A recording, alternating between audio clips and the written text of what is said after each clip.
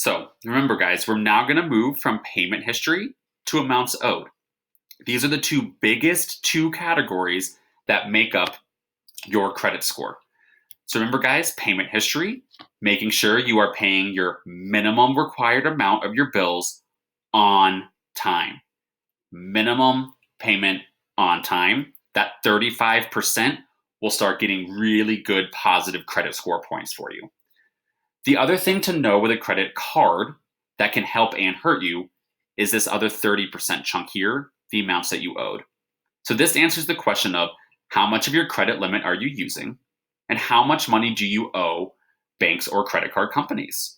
And we're about to talk about what a credit limit is.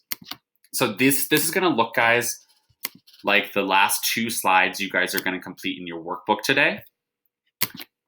You should have already finished these two slides about your minimum payments and interest fees. Then we're going to finish up today with these two slides, guys, about credit utilization. And credit utilization, guys, utilization just is a fancy way to say used. How much credit are you literally using? So when we want to find our credit utilization, we're going to take the credit balance, how much money do we owe credit card companies, divide it by the available credit limit, and then times 100 to turn it into a percent. As each time you get a credit card, most times, especially when you're young and you get your first credit card, you are not allowed to go and buy like a $20,000 car or a $2,000 MacBook Pro. It's like, it depends.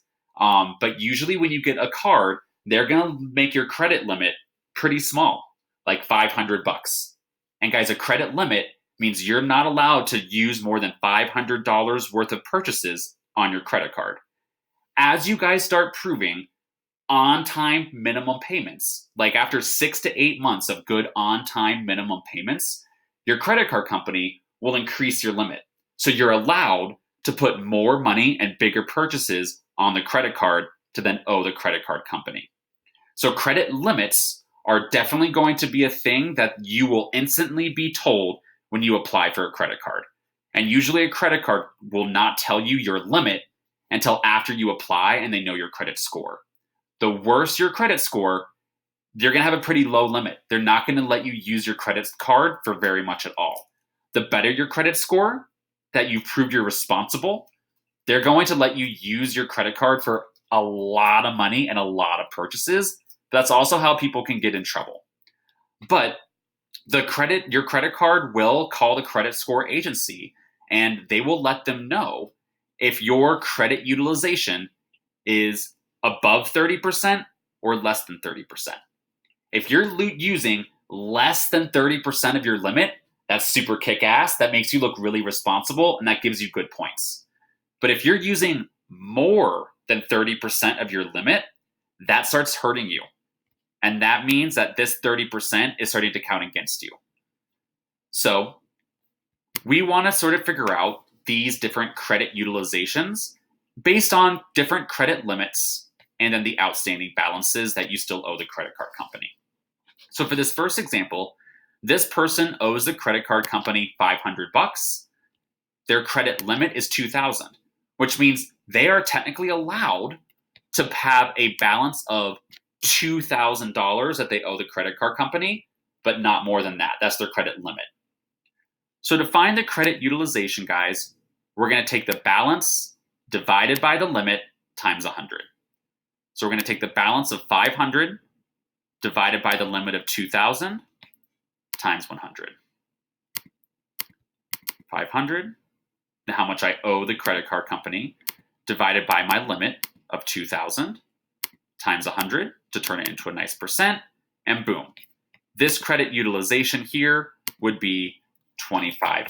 And then the last step here, guys, is I want you guys to make this a little bar graph. Down here, you're going to double click by the percent so you can put in 25%. And you guys can make this green part go up and down by dragging that top box until it matches that 25% on the side there. Boom.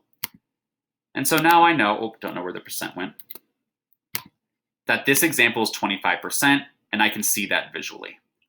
And as long as this number, guys, is lower than 30, That's going to give you good credit score points. Really good things for your credit score. As this number in bar graph gets above 30, it will start having a negative impact. So let's do one more together. Then you guys will do the other 4 on your own and you'll be done for the day. Okay? So right here, they have an outstanding balance of $1,000. They owe the company $1,000, but they're still allowed to put up to $2,000 of purchases on their credit card. So we're going to take the balance divided by the limit times 100. The balance divided by the limit times 100. 1,000 divided by 2,000 times 100. And this turns into a 50% utilization. They are using 50% of their allowed credit limits. So down here, I'm going to double click, and you can put that as 50%. And I'm going to drag this up to match that 50% right there. So we have a nice visual.